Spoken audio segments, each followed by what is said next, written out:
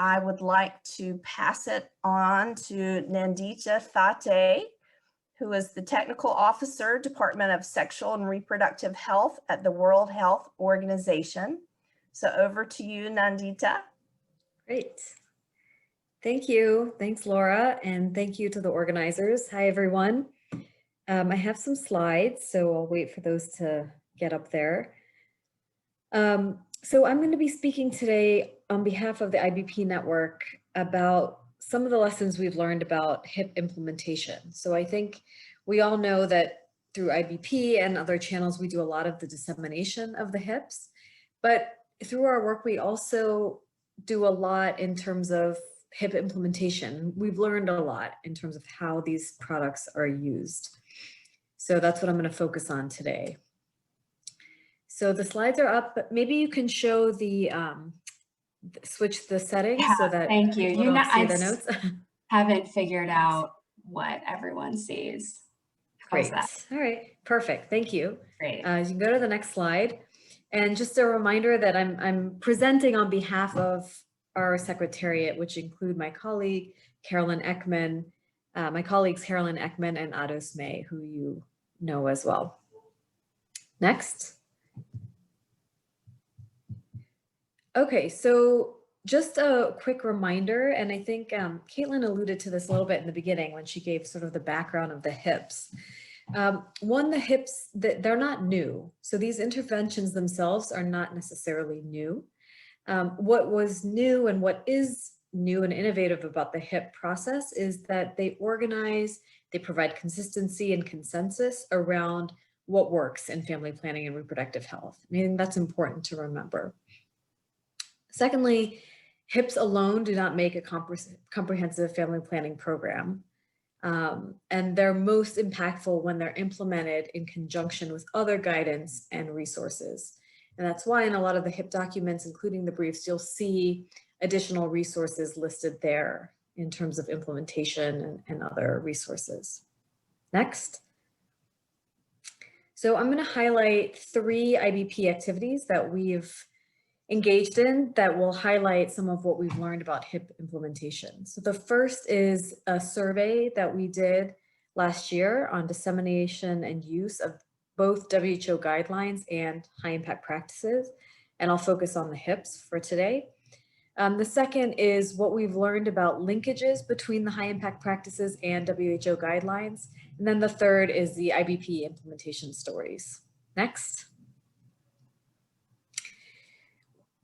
The IBP dissemination and use survey we launched last year, towards the end of last year. It was an online survey. We did it in English, French, and Spanish, and we targeted our entire IBP network. So member organizations, individuals, some of our partners helped spread the word as well.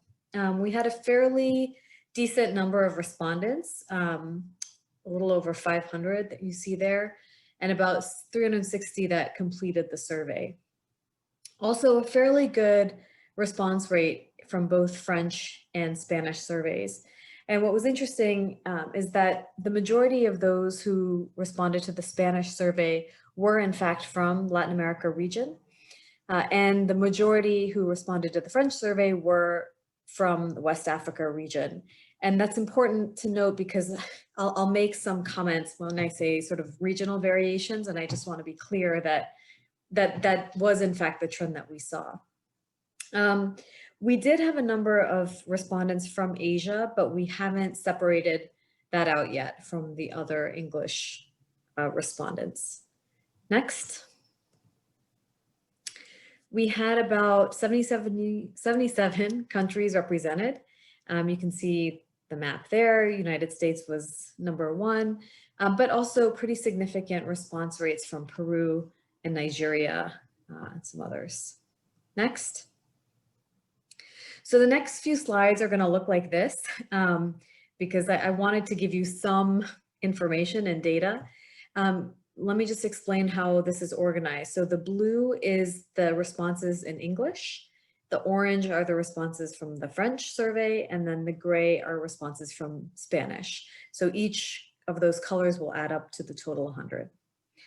So first, we wanted to get a sense of who's responding. And as you know, the IBP network really targets implementing partners, though we do recognize that our reach expands beyond that to include ministries of health, academic institutions, and others. And what's interesting here is that while most of the respondents overall were from international NGOs, whether that was headquarters or based in country, you did see some regional variation. So for example, if you look at the gray bar, the majority of respondents from Latin America were actually from the ministries of health or government stakeholders. And that really speaks to the effort that my colleague Ados May and colleagues at PAHO have made to get, the HIPS and WHO guidelines out through the ministries of health. Next. Overall, knowledge and familiarity with the HIPS was very high. Not surprising. We've done a lot of effort. We've put a lot of effort into making sure people know about the HIPS. But there were still some people who weren't necessarily familiar with the HIPS. And I think one thing that we suspect is that it's important to distinguish between the branded HIPS and high impact practices. So what we see often, especially among some of our smaller partner organizations who aren't necessarily tapped into the global FP dialogue, is that they're familiar with community health worker provision of family planning. Of course they are, but they might not be familiar with the branded HIP or know it as the branded HIP. And so I think that might explain some of that. Next. So here I just wanted to give you a snapshot of commonly used briefs. We separated between the evidence briefs and the strategic planning guides and other documents. So you can see it here. I know it might be a little bit small, but basically in terms of which briefs were most commonly used, immediate postpartum and post-abortion care were popular overall, but you can see some regional variations here as well. So for example, among respondents from Francophone West Africa, CHWs, Keeping Girls in School, Leadership and Management were also very popular briefs. And in Latin America, Keeping Girls in School, Galvanizing Commitment were also more popular. Next. Okay, so then when it comes to the strategic planning guides, overall, it was clear that the guides related to adolescent family planning services were very popular and most commonly used. But again, there was a little bit of difference here where we saw that 57% of those from Francophone West Africa reported using the strategic planning guide, whereas in Latin America, most of the respondents used the enhancement brief. So we need to delve a little deeper into that, but overall, in terms of the strategic planning guides, there was a clear use of those related to adolescents. Next. So we also wanted to know, importantly, what are people using these for, right? And I think Caitlin alluded to this again in her remarks at the beginning. The original intention of the HIPS was to inform strategic planning among funders and decision makers like USAID health officers and others. And so we see from our sample that overall advocacy is actually quite highly reported as a reason for use, but so is expanding personal knowledge and some others to support implementation. So it's a little bit different from what the original intention was, but there still is a significant number of people, at least from our sample, who are using these, at least for advocacy, some strategic decision-making, etc. Next. We also wanted to look at challenges to use. What are the barriers? Why are people not using these? And actually, it was great to see that overall, a fairly high percentage reported no major challenges to using the HIPS, which is great because I think they were intended to be sort of standalone documents that you can just pick up and use. That said, there were some challenges, some not so surprising, including financial constraints to implement the HIPS, some challenges around availability in local languages or adaptability to local contexts And I think the HIPs have done a really great job of providing the resources in a number of languages, English, French, Spanish, Portuguese, but clearly there's still some gap in terms of how they can be adapted to local cultural contexts, etc. Next. Then we wanted to get a sense of how people are learning about the HIPs and the HIP products. And so I think much like what the poll showed earlier, that I think the HIP webinars, HIP and IBP webinars are very popular.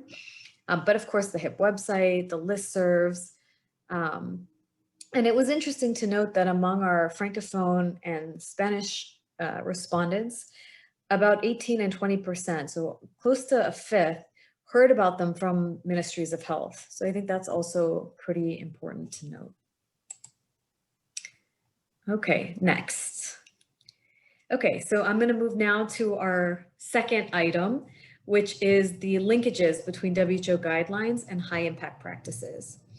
And we started on this work maybe a couple years ago, because we were hearing these two different messages. The first was from a lot of our program implementers who were saying, you know, we know about WHO guidelines, we know they're important, but we don't program around guidelines. We program around interventions. So we know about the medical eligibility criteria, for example, but we're not going to scale up the MEC wheel. So if you can give us an idea of how we can better link the MEC to an intervention, it'll help us strengthen our program better. At the same time, we were also hearing that in order for people to use programmatic interventions like the HIPs, they really needed the support and buy-in from their leadership, including ministries of health. And so a lot of people were saying, well, you know, our policymakers, our leaders are looking to WHO for guidance, credible evidence, and recommendations. So we were hearing these two messages and we thought, well, maybe it would be useful to figure out a way to better link these two groups of tools together. And that's how we developed the matrix. So you can go to the next slide. And the idea here was just what it sounds like, a matrix tool. I just want to note that the focus is on service delivery HIPs and family planning related guidelines from WHO. So actually, maybe I'll just go to the next slide so you can see what it looks like, the actual matrix. And so here you can see across the top horizontally are a list of the HIPs. And then the column on the left is a list of the WHO guidelines. And then we identified 4 different categories on how you could use these together, whether it's advocacy, program design, provider reference, or training.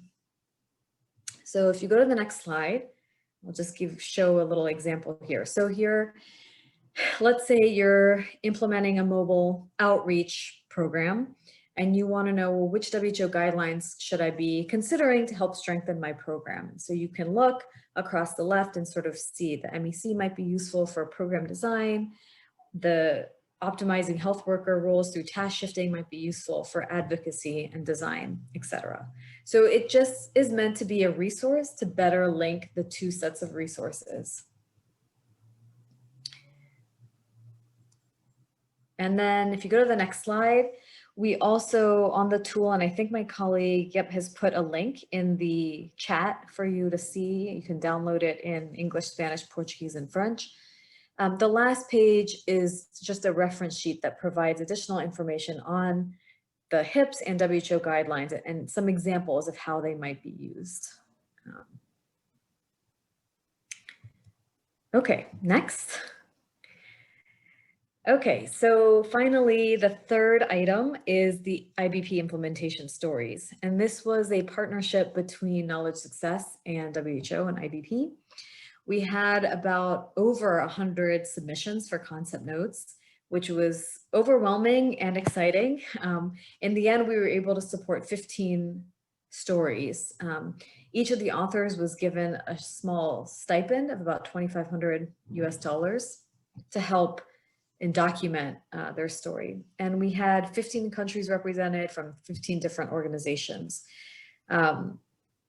They really included a range of HIPs and WHO guidelines. So we had, mobile outreach, community health workers, family planning integration, but there were also some that touched on some of the social behavior change and policy level HIPs. And similarly, there was some diversity in terms of the WHO guidelines that were referenced. What was interesting is that, it was really important for us to make sure that these stories reflected the author's perspective and words, and that we didn't change the story too much. And so you'll notice, we haven't launched them yet, we're launching them next Tuesday. But when you read them, you'll notice that some of them have a lot of data and some of them don't. Some are very clear about outlining a high impact practice, a HIP, and WHO guidelines, and some are more nuanced. So I think that's really important, because when we're talking about implementing interventions at a country level, it's not so clear cut in terms of the boxes around the HIPs or the boxes around WHO guidelines. And especially when we're trying to encourage field-based experiences in their own words, you see a lot of that nuance more. One of the interesting things that came out of this that we were really excited about is this capacity strengthening around documentation.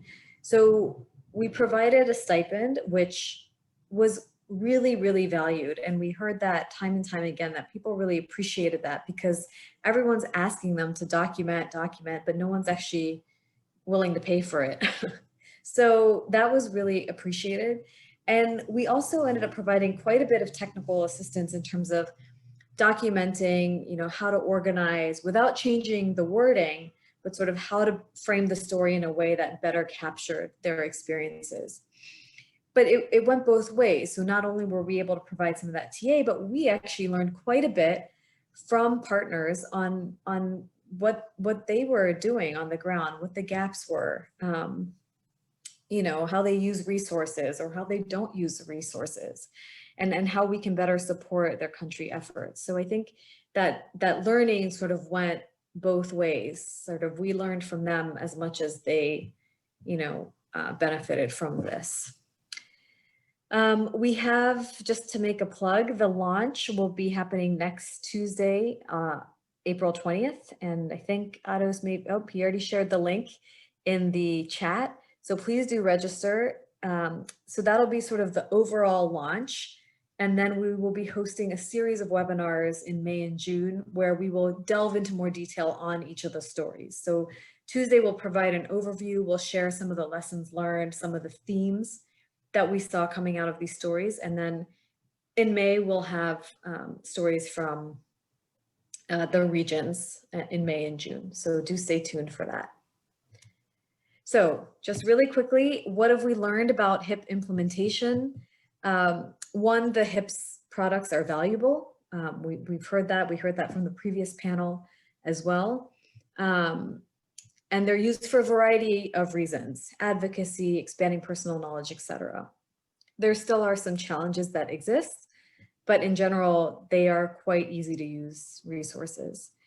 We've also learned that regional variations exist, and efforts to contextualize and tailor the HIPs is really important. So for example, we saw that in Latin America, the enabling environment HIPs were a priority, whereas in Francophone West Africa and in Asia, it was more around the service delivery HIPs.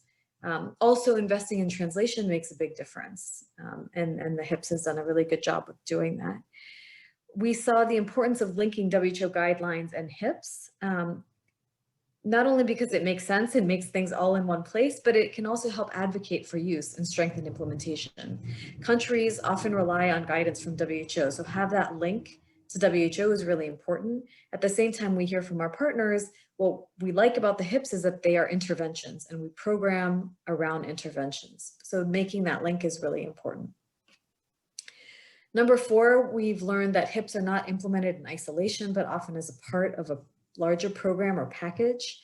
And a lot of this came out from the IBP implementation stories. It was not only a great way to help create an opportunity to document, but what we saw was that it was difficult to identify just one HIP. A lot of authors were finding that they were implementing multiple HIPs at one time. And so that was an important lesson learned over there. And then finally, implementation and documentation require effort, and organizations should be compensated.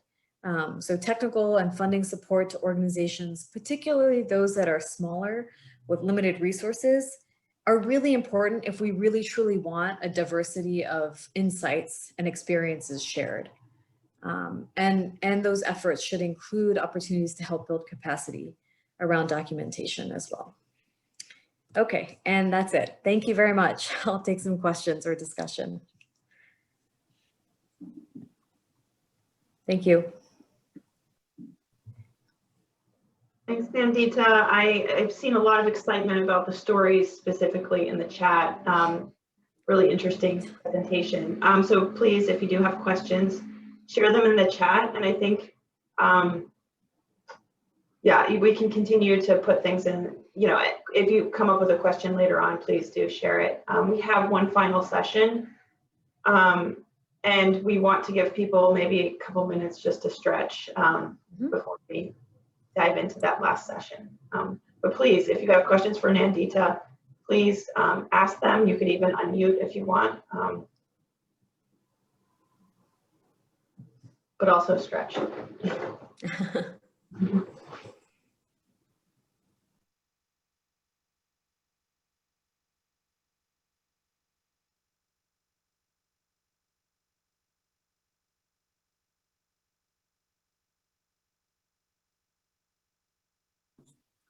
Nandita, I have a question. Can you hear me? Yep, go ahead. Who's wonder, speaking? This is Caitlin. Okay, hi.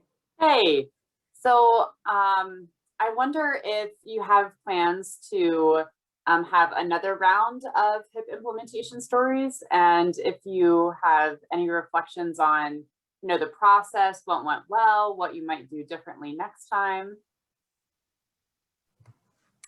Thanks, Caitlin. Yes, it's a great question. And we have been talking with our colleagues at Knowledge Success about, you know, how we want to do this again, if we want to do this again. And certainly we have a lot of lessons learned about the process. It took a lot longer than we anticipated. Some of that had to do with additional review processes based on sort of donor recommendations and requirements. But also it was the first time we were doing this. We've also actually had a lot of interest from some of my other colleagues across the department here at WHO. And so we may be exploring similar type of activity across the department. I know there's some interest in exploring SRHR and universal health coverage and others. So it's definitely something that we're thinking about and open to exploring. Great, thanks for sharing.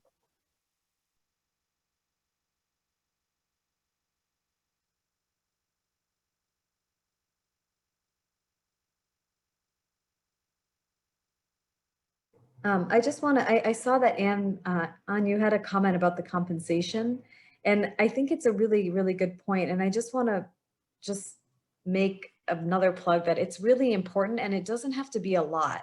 So we provided $2,500, which is not really a huge amount of money when you think about these multi-million-dollar awards that we hear about all the time. But that money really goes a long way. And what we've heard from some of our partners is that they were able to use that money to go to the field, to interview people for the story, take pictures, you know, that kind of thing. But they're also using some of that funds to do some of their own in-country dissemination of the story once it's published, which we didn't even, that wasn't a requirement or anything, but we found that really interesting, that they're really able to take this money and it really can go a long way. So we thought that was very interesting.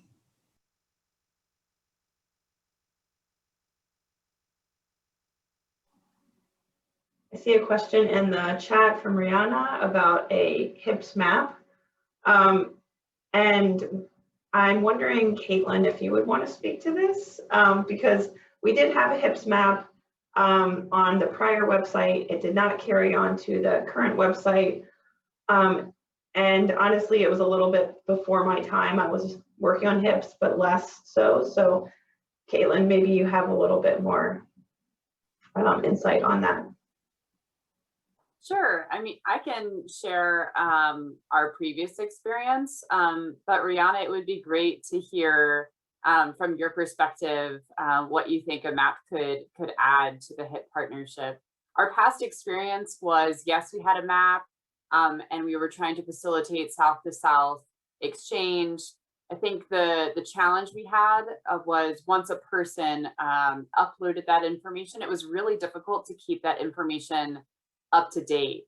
And I think that's something that we see, as a really important lesson learned for the HIP partnership. It's so much easier to develop something new than to maintain it.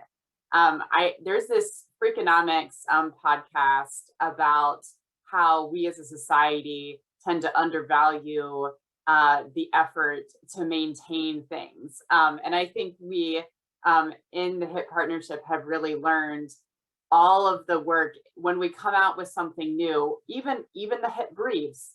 We have 21 HIP briefs in 4 different languages. And now we have a very complex process for maintaining all of those briefs because the evidence base just keeps changing and keeps evolving. And the map was just another example of this, where yes, we had that snapshot, but then, projects end, people move on from organizations. So it's difficult to keep that up to date. Yeah, but Brianna, I wonder if you can share from your perspective, what gap do you think a map would cover right now?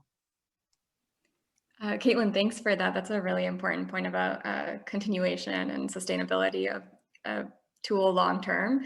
And I could definitely see that as a limiting factor for this.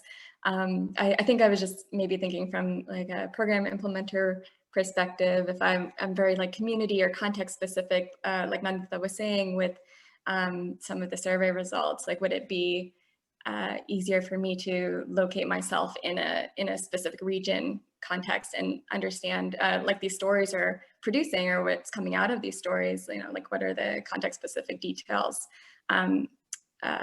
within a place, I guess visually, so to speak, but I totally get the sustainability portion of it too.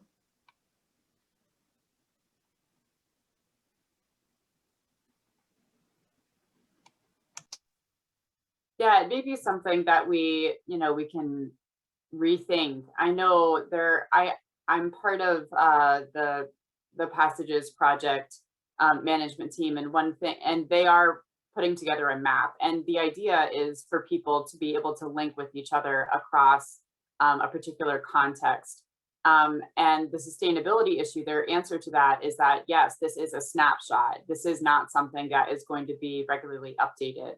So maybe you just work with that limitation of, you just keep it as a snapshot and don't try to maintain it. That's one way that you can get around that. Yeah.